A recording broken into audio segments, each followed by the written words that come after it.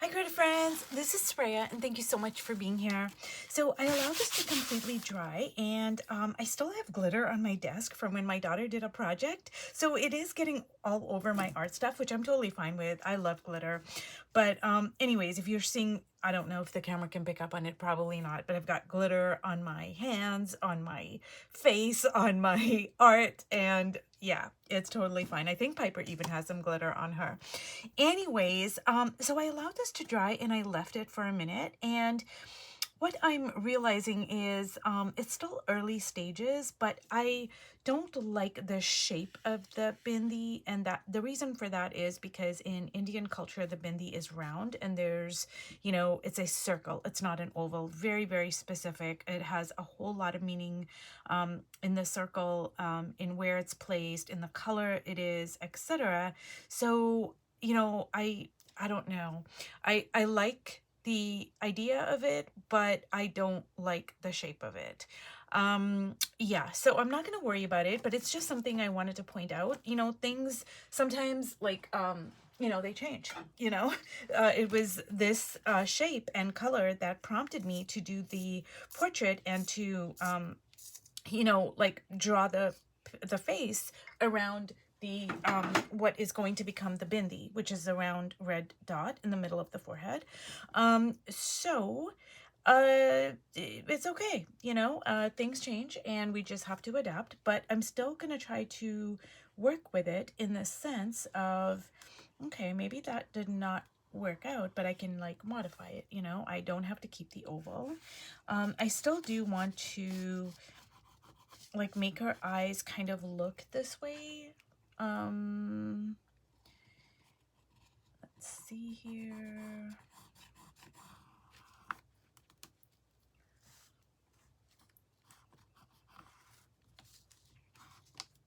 Okay. So, I'm not gonna get like this is supposed to be kind of abstract. It is my 100-day project, the mixed media portraits. Let's see here. So I'm gonna try not to get too fussy, but every time I say that, you guys, I start fussing, so I don't know. See, so I want our eyes to kind of look off to the side like so. I just kind of have that feeling in my gut, I guess, like, hey, I just want her to be looking, this way. Okay, so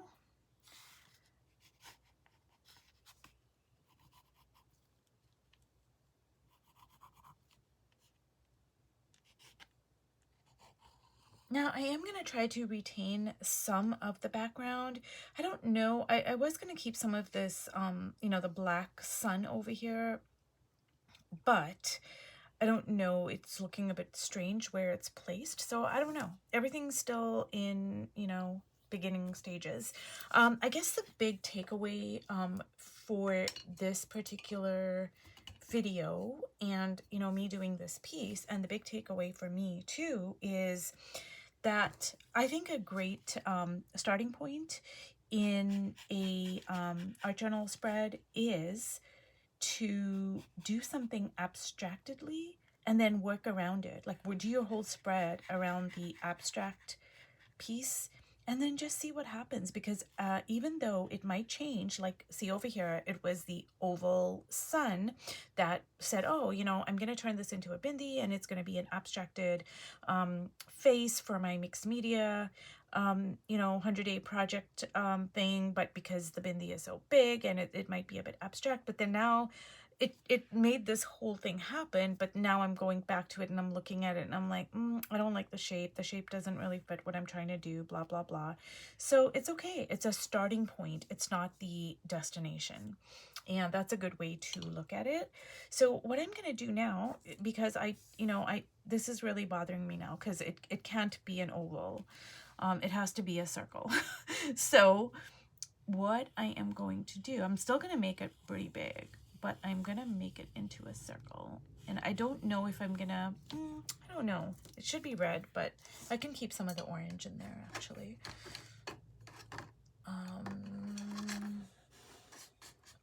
here. So let me see.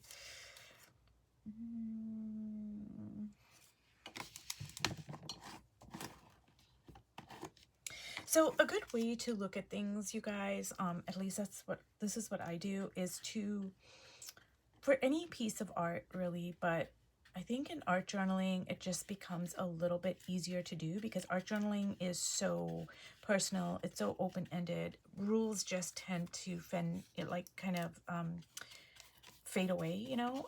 Not that, you know, I mean, any piece of art that you're doing, you can always break the rules, but it just seems like art journaling, it just is more, it's easier for me anyways to break the rules.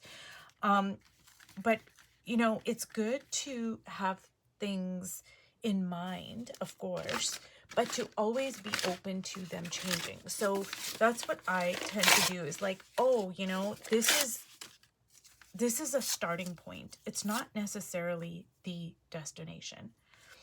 You know, whether I start off with an abstract like I did over here or whatever it is, but to keep in mind that it can always change. Because painting is just a bunch of decisions. It's like one decision after another. Oh, should I cover this up? Should I, you know, do this? Should I do that? Should I use this color? Should I put a line here? And then every decision you make informs the next decision. Because just say you're asking yourself, oh, should I use red over here or should I use yellow? Well, if you use red, then the second color or line or whatever you're going to do is going to be different than if you had to use yellow. So every choice decision you make is going to inform the next one and the next one and the next one.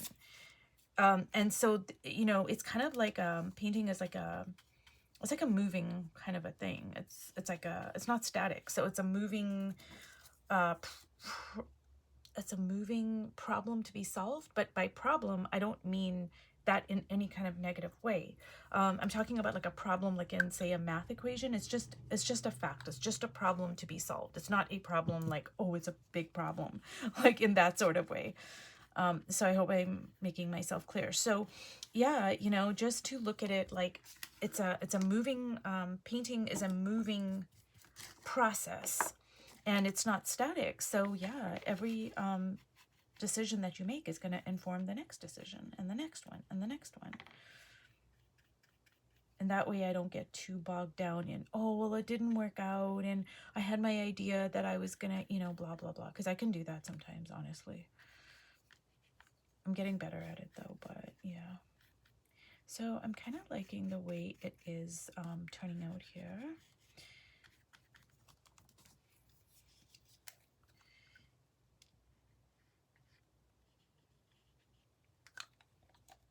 And, you know, you guys, when I was in Oaxaca, while I work, I'm just going to tell this story. I don't know if I've shared it before, but when I was in Oaxaca with Connie Solera, the last day of our class, we did an art show. So what she did was we had a painting session and then we did an art show. And we had to talk about the art that we created when we were there.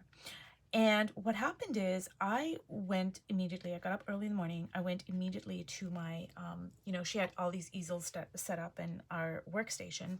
So I go to my workstation and I take 2 pieces of paper. I wasn't even really thinking, honestly, you guys. I took 2 pieces of paper and I put one over here and one over here. And actually, I think what I did is I had a rectangular piece of paper. I don't even have, okay.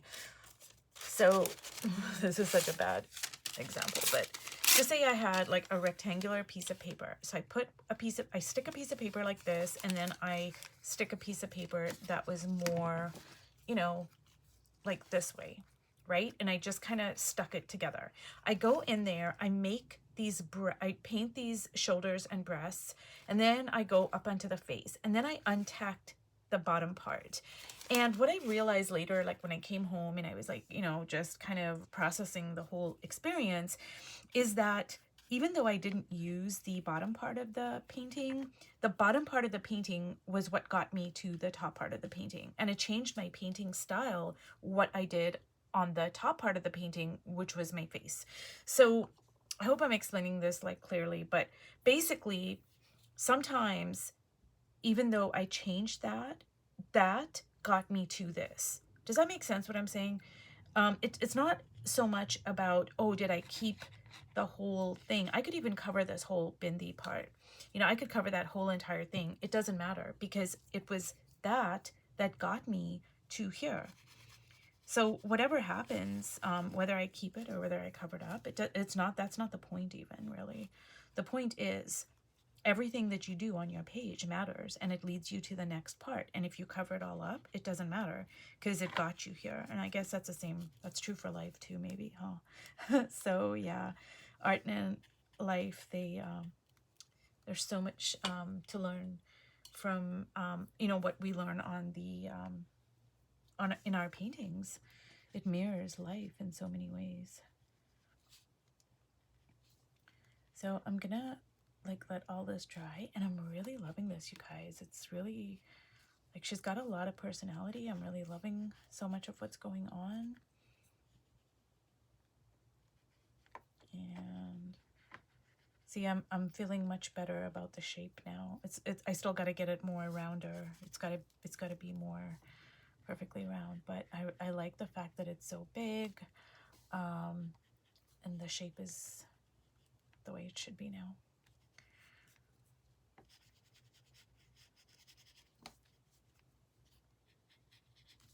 Okay, so I'm just gonna let this dry here, and then I'll come back and we'll see what we can do with it. And I don't know what I'm gonna keep of the background, but I'm kind of liking, like, you know, I like this part over here for sure. Yeah, so anyways, you guys, if you've watched all the way to the end, thank you so much. And oh, about this book over here, yeah, for sure, let me know if you guys want me to do any projects from this book, or to talk about it a little bit more in depth, or if you have any questions or comments or concerns or whatever it is. I really appreciate all your feedback, so thank you so much, and I will see you in my next video. Bye.